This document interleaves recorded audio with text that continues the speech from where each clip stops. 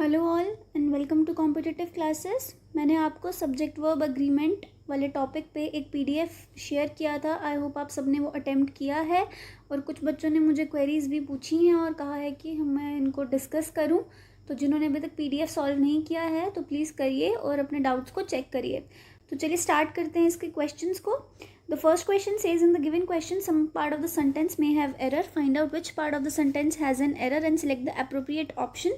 Again वही pattern है, आपको 5 ऑप्शंस दिए गए हैं। आपको ये सर्च फाइंड आउट करना है कि कौन से पार्ट में जो है वो एरर लाई करता है। तो at a panel discussion hosted recently by the students of Delhi's Ambedkar University, the topic was, is we heading for an economic crisis. हम सब देख सकते हैं कि जो एरर है वो लाई कहाँ कर रहा है, इसमें या तो वी में, या तो यहाँ पे आर होना चाहिए था, या तो यहाँ पे सिंगुलर सब्जेक्ट जो है वो होना चाहिए था, बिकॉज सिंगुलर सब्जेक्ट के साथ हमेशा सिंगुलर वर्ब यूज़ करते हैं। हमने ये अपने सब्जेक्ट वर्ब अग्रीमेंट वाले सेशन में बहुत अच्छे से पढ़ा है। ठीक है, तो टॉपिक क्या था? अब किसी एक पर्टिकुलर बंदे पे टॉपिक तो नहीं डिसाइड होगा, वो एज अ जनरल वी पे होगा। तो अगर यहाँ पे सब्जेक्ट वी आता है, दैट मीन्स यहाँ पे क्या है, प्लूरल सब्जेक्ट आता है। तो जब हम वर्ब यूज करेंगे तो what it should be are we heading for an economic crisis. तो व्हाट डज इट से कि हमारा जो एरर है वो किस में लाई करता है, सी ऑप्शन में। आई होप आपको क्वेश्चन क्लियर है। अब नेक्स्ट क्वेश्चन देखते हैं। Next question, Pakistan did not stage international cricket. हमने अपना फर्स्ट लाइन देखा, फर्स्ट पार्ट देखा। तो ऑक्सिलरी वर्ब हमने पढ़ा था डू करके एक ऑक्सिलरी वर्ब होता है, इसका पास्ट टेंस होता है डिड और इसका पास्ट पार्टिसिपल होता है done. We read about it. तो जब हमने auxiliary verb plus main verb use करना होता है, ठीक है, ये हो गया मेरा ऑक्सिलरी वर्ब और ये हो गया मेरा मेन वर्ब। तो मेन वर्ब के साथ जब मेरा ऑक्सिलरी वर्ब लगता है तो ये जो है वो पास्ट टेंस में चेंज होगा, बट मेन वर्ब जो है वो वैसा का वैसा ही रहेगा। स्टेज जो है वो एक पास्ट फॉर्म है, इसकी प्रेजेंट फॉर्म क्या है, स्टेज। तो अगर मैंने डू का डिड बना दिया तो मैं स्टेज का स्टेज नहीं बनाऊंगी, बल्कि इसको स्टेज ही रखूंगी। तो मेरा एरर किस में लाई करेगा, ए पार्ट में। What will be my correct sentence? It will be Pakistan did not stage international cricket for 6 years before Zimbabwe, and the sentence will go on. Next question देखते हैं। Next question says, Rohit, the vice captain of India's limited over sides have been. तो have been use हुआ है यहाँ पे, आप खुद ही बताओ क्या ये करेक्ट है? जी नहीं, ये करेक्ट नहीं है, बिकॉज मेरा मेन वर्ब क्या है, मेरा मेन वर्ब है रोहित। बाकी की जो लाइन है वो मुझे रोहित की क्वालिफिकेशन बताई गई है, उसके बारे में बताया गया है।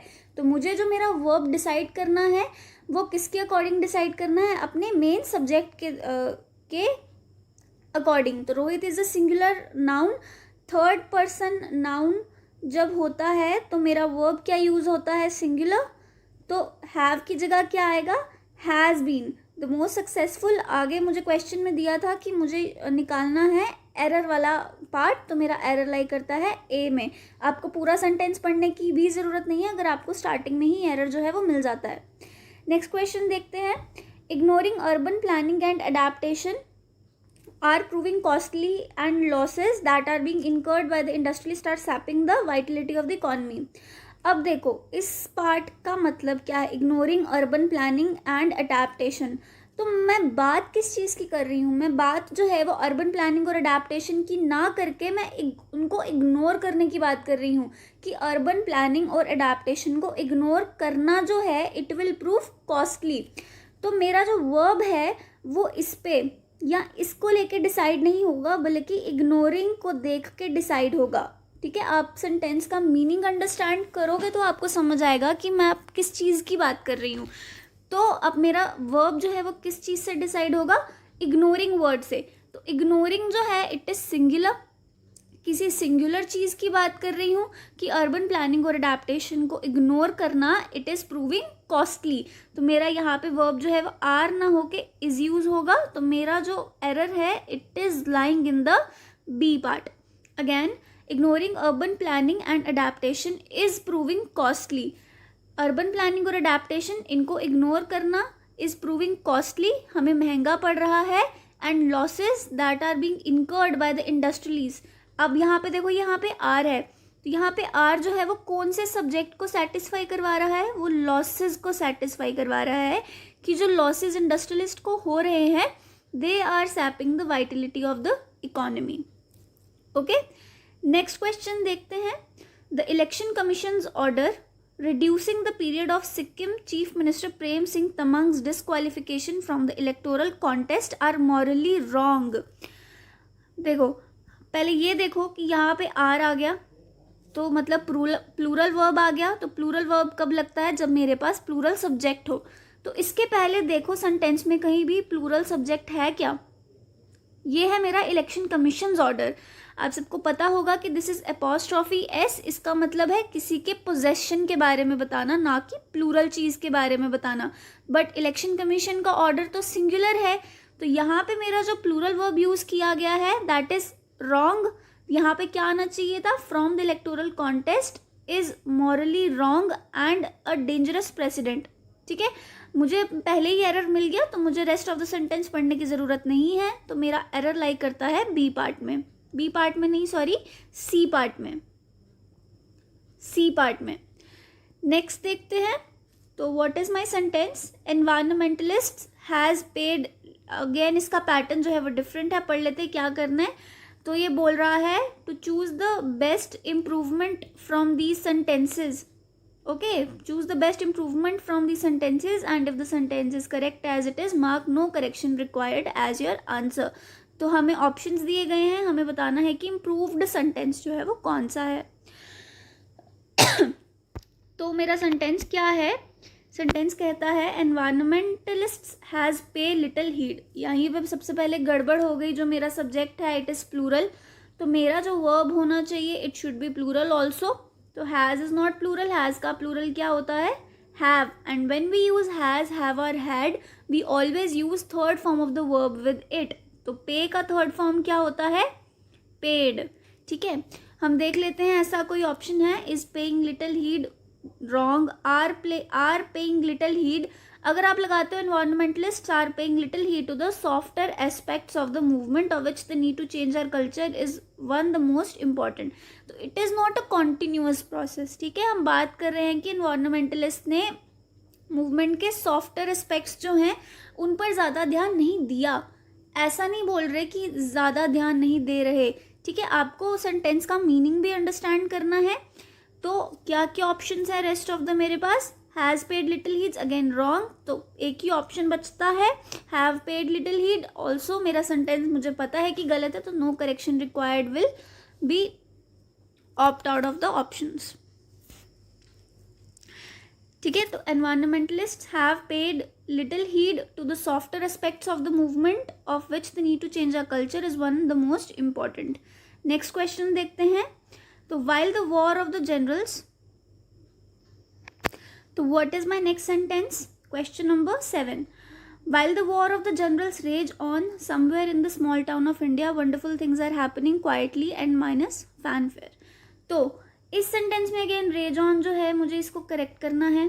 ठीक है, तो मैं इस पार्ट ऑफ द सेंटेंस में किस चीज़ की बात कर रही हूँ, पहले ये देखो। तो while the war of the generals, तो आपको पहले पहचानना है कि बात एक्चुअली में हो किसकी रही है, जनरल्स की बात हो रही है या वॉर की बात हो रही है। तो बात हो रही है वॉर की। While the war of the generals, हमने पढ़ा था जब हमारे सब्जेक्ट में ऑफ लगा होता है तो हमने अपना वर्ब सेटिस्फाई और अग्री किसके साथ करवाना होता है, उस वर्ड के साथ जो ऑफ से पहले हो। For example bouquet of flowers की बात करी थी, तो मैंने बताया था बुके है सिंगुलर है तो मेरा वर्ब भी सिंगुलर होगा। फ्लावर्स नहीं देखूंगी मैं, बुके को देखूंगी। तो यहाँ पे किसको देखोगे आप, वॉर को देखोगे, जनरल्स नहीं देखोगे। जनरल की जगह यहाँ पे कुछ भी होता आप उसको उसके साथ वर्ब को अग्री ना करवा के वॉर के साथ अग्री करवाओगे। तो war is what, war is a singular subject, singular third person singular. ठीक है, तो यहाँ पे क्या आना चाहिए था, मेरा यहाँ पे आना चाहिए था first form of verb plus S और E S. First form of verb हो गई मेरी रेज, रेज के साथ क्या लगा एस, तो यहाँ पे क्या आना चाहिए था, while the war of the generals rages on। ठीक है, और कोई ऑप्शन यहाँ पे सूट करता नहीं है, बिकॉज और नो करेक्शन रिक्वायर्ड जो है वो भी यहाँ पे नहीं है, बिकॉज रेजॉन इज रॉन्ग। बेशक ये फर्स्ट फॉर्म ऑफ वर्ब है, बट हमेशा थर्ड पर्सन सिंगुलर के साथ first form of verb plus S और ई एस जो है वो आपको यूज करना ही करना है। तो while war of the generals rages on somewhere in the small town of India and so on the sentence will go on। Next question देखते हैं। तो आपको फिर से फ्रेज को इम्प्रूव करना है। तो सेंटेंस क्या है? The complex nature of the modern industrial civilisation and explosion of knowledge have made the education process very complicated. तो गलती किसकी हो सकती है? हैव की, ठीक है, बट ऑब्वियस है। तो मुझे पहले ये चेक करना है कि जो मेरा वर्ब है मुझे सेटिस्फाई किसके साथ करवाना है। तो the complex nature of the modern industrial civilisation and explosion of knowledge, या आपको सेंटेंस क्यों दिए जाते हैं? आपको कंफ्यूज करने के लिए।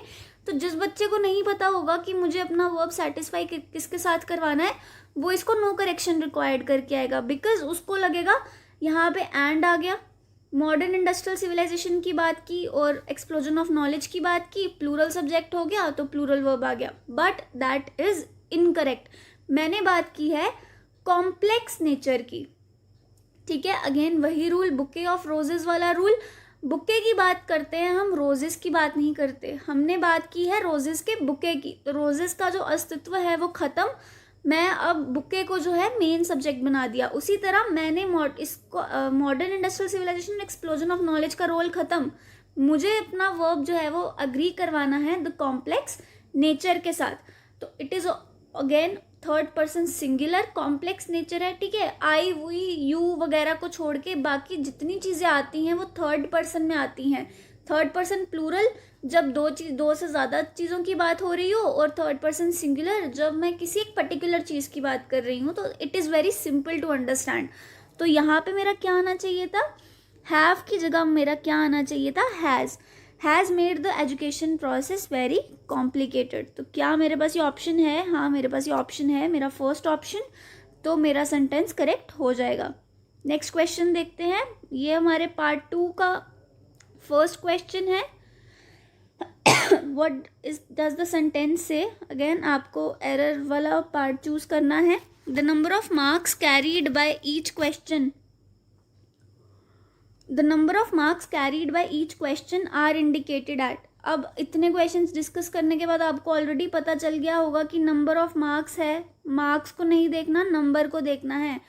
ऑफ के पहले जो सब्जेक्ट है और ऑफ के बाद जो सब्जेक्ट है, इसके साथ मुझे अपना वर्ब सेटिस्फाई करवाना है। अगर आपको नहीं समझ आ रही बात तो सब्जेक्ट वर्ब अग्रीमेंट वाले सेशन को दोबारा देखो, वहाँ पे मैंने ऑफ को जो है वो समझाया हुआ है। रूल्स वाला सेशन नहीं, उसके पहले वाला सेशन, ओके। तो नंबर जो है अगेन इट इज़ सिंगुलर, तो यहाँ पे आर नहीं आना था, यहाँ पे क्या आना चाहिए था? is the number of marks carried by each question is indicated at the end of the question. The error lies in part number 3. Next question देखते हैं। The decline in the fortunes of the once esteemed royal family of Mysore are a direct consequence of the refusal of the members of the family to look for jobs in the independent India. अब यहाँ पे इस sentence में क्या है? Main subject मेरा the decline. जो कभी एक बहुत रॉयल फैमिली हुआ करती थी मैसूर की, उनके फॉर्चून में डिक्लाइन जो है it is a direct consequence. जो उनके फॉर्चून में डिक्लाइन आया, आर जो है जो मेरा वर्ब था उसको मुझे सेटिस्फाई करवाना था डिक्लाइन के साथ, ठीक है। जिस चीज़ की मैं बात कर रही हूँ आपको ध्यान में ये रखना है कि मेरा मेन सब्जेक्ट क्या है, ठीक है। ना मेरा मेन सब्जेक्ट मैसूर है, ना फैमिली ऑफ मैसूर है, ना फॉर्चून्स है। मेन सब्जेक्ट क्या है? डिक्लाइन। जो डिक्लाइन हुआ मैसूर की फैमिली के फॉर्चून्स में, it is a direct consequence. Are की जगह क्या आना चाहिए था? इज, बिकॉज डिक्लाइन मेरा थर्ड पर्सन सिंगुलर है, उसको सिंगुलर सब्जेक्ट को एग्री करता है सिंगुलर वर्ब। आर का सिंगुलर होता है इज, तो मेरा एरर लाई करता है सेकेंड पार्ट में। नेक्स्ट क्वेश्चन देखते हैं। Under the immense starred roof people was walking fast. तो यहाँ पे देखो मेरा पीपल दिया गया है मुझे। People is one of those nouns which are written as singular nouns but always understood as plural nouns. People, लोगों की बात जब हम करते हैं तो उसे किसी एक बंदे की बात नहीं करते, हम हमेशा एक ग्रुप की बात करते हैं। तो पीपल के साथ यहाँ पे अगर मेरा सब्जेक्ट हमें पता है कि प्लूरल है तो मेरा वर्ब भी प्लूरल होगा, तो वॉज की जगह क्या आएगा, वर। आगे इलेबोरेटेड वे में नाउन्स वाले सेशन में हम इसको ढंग से पढ़ेंगे, ठीक है, कि हमारे सिंगुलर नाउन्स प्लूरल कब यूज़ होते हैं और प्लूरल नाउन सिंगुलर कब लगते हैं। तो बस अभी के लिए इतना अंडरस्टैंड कीजिए, वॉज की जगह यहाँ वर आना चाहिए था, because people is a singular noun but it is treated as a plural subject always. Next question देखते हैं। The assumption that apart from whatever can be inculcated in humans through conditioning, he does not possess any natural norms of any sort of a social behavior। आपको improve करना है sentence को, ठीक है। तो यहाँ पे क्या बात हो रही है, the assumption that apart from whatever can be inculcated in humans, ठीक है, कंडीशनिंग के थ्रू ह्यूमंस में कुछ भी डाला जा सकता है, ऐसी assumption है। यहाँ पे he does not possess any natural norms of any sort of a social behavior, ही की बात तो हम कर ही नहीं सकते, बिकॉज हमने अपने पहले सेंटेंस में देखा हम बात कर रहे हैं ह्यूमंस की, ठीक है। जब हम ह्यूमंस एज अ होल ले रहे हैं तो यहाँ पे उसको रिप्लेस करने के लिए जब प्रोनाउन यूज़ करेंगे तो वो यूज़ होगा मेरा दे।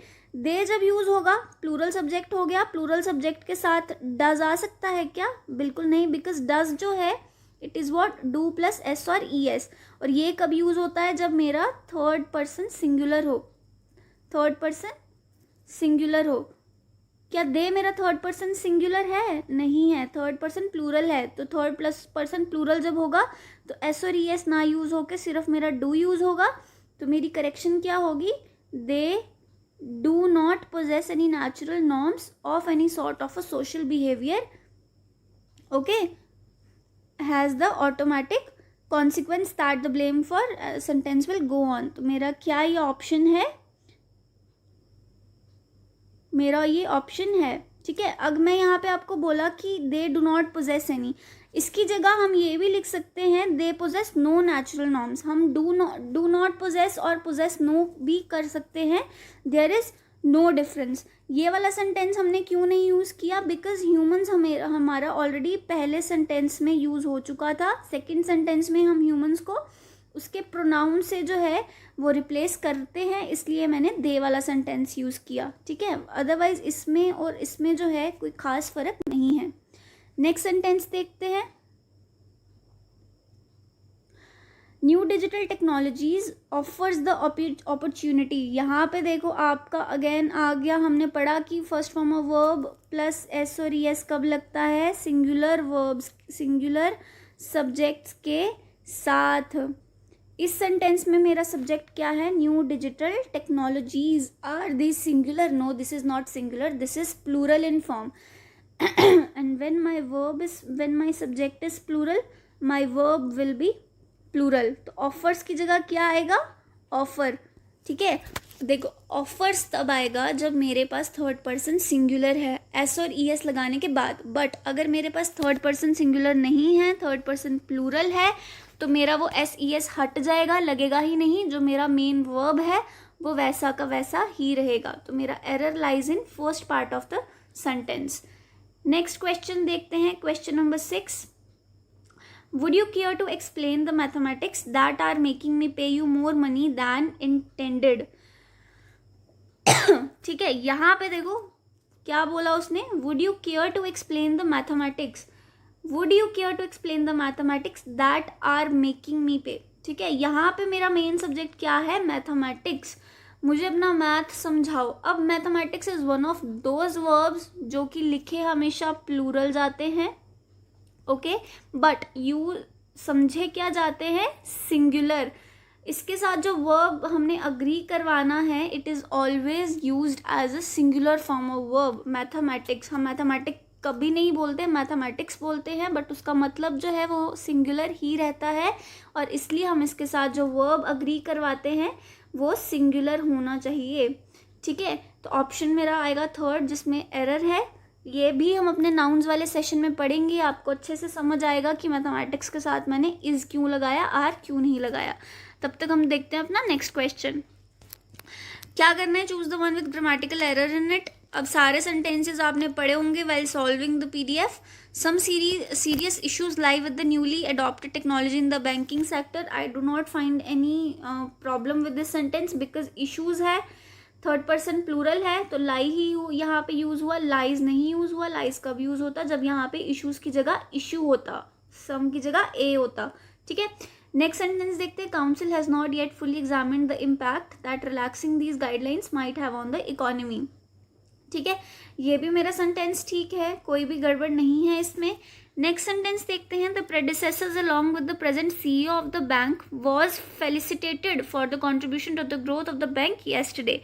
अब अगर आपने सब्जेक्ट वर्ब अग्रीमेंट वाले रूल्स को ध्यान से पढ़ा था तो हमने डिस्कस किया था कि जब सब्जेक्ट में अलॉन्ग विद द जैसे वर्ड्स का यूज़ होता है, along with the as well as जैसे वर्ड्स का यूज़ होता है, फ्रेजेस का यूज़ होता है, तो जो मेरा वर्ब होता है it is agreed satisfied with the first subject. पहला सब्जेक्ट है मेरा the predecessors, along with the आ गया मेरा कनेक्टर, और प्रेजेंट CEO आ गया मेरा नियरेस्ट सब्जेक्ट और सेकंड सब्जेक्ट. इस केस में जो मेरा वर्ब है it will be agreed with the first subject. First subject मेरा प्लूरल है तो मेरा वर्ब भी प्लूरल होना चाहिए, तो वॉज की जगह क्या आना चाहिए? वर फेलिसिटेटेड. ठीक है, ध्यान से सुनो. आपने अगर अभी तक सब्जेक्ट वर्ब अग्रीमेंट वाला जो चैप्टर है सेशन है वो नहीं पढ़ा तो पहले उसको पढ़ो, फिर इस पे क्वेश्चन पे आओ. आपको पूरी की पूरी अंडरस्टैंडिंग जो है वो हो जाएगी कि मैंने वर्ब यूज़ क्यों किया. ओके, बाकी मुझे अपने एक सेंटेंस में अगर गलती मिल गई है, मुझे अपने बाकी के सेंटेंसेस को चेक करने की ज़रूरत नहीं है. चलिए अब देखते हैं हमारा last question. It says even though the minister urged them to maintain peace. Past में है सेंटेंस, अर्ज्ड आ गया. The public were unwilling. Again ये तो हमने पढ़ लिया है. जैसे हम पीपल के साथ जो है वो प्लूरल वर्ब यूज़ करते हैं, उसी तरह मेरा पब्लिक के साथ प्लूरल वर्ब ना यूज़ होके क्या यूज़ होता है? वॉज. हमने पढ़ा था कुछ ग्रुप्स के बारे में. ठीक है, जैसे हर्ड ऑफ शीप की बात की थी, ग्रुप की बात की थी. ठीक है, ऐसे जो ग्रुप वाले वर्ड्स होते हैं, कलेक्टिव नाउन्स जो होते हैं, उनके साथ मेरा क्या यूज़ होता है? मेरा सिंगुलर वर्ब ही यूज़ होता है ऑलवेज. तो मेरा यहाँ पे सेंटेंस में एरर कौन से पार्ट में लाई कर रहा है? सेकंड पार्ट में. असली सेंटेंस क्या बनेगा? Improved sentence. Even though the minister urged them to maintain peace, the public was unwilling to vacate the premises. क्या बनेगा? The public was unwilling to vacate the premises and wanted answers about the progress made on the election promises. Okay, this will be my improved sentence. I hope आज के सारे questions की explanation आपको समझ आ गई है. Still if you have any doubt in any of the question you can ask me directly or approach me from any side or any YouTube or WhatsApp, whatever you like. तो आज के session में बस इतना ही. Next session में मैं आपके साथ नाउन्स डिस्कस करूँगी. तो watch the lectures and keep practising. Have a safe day.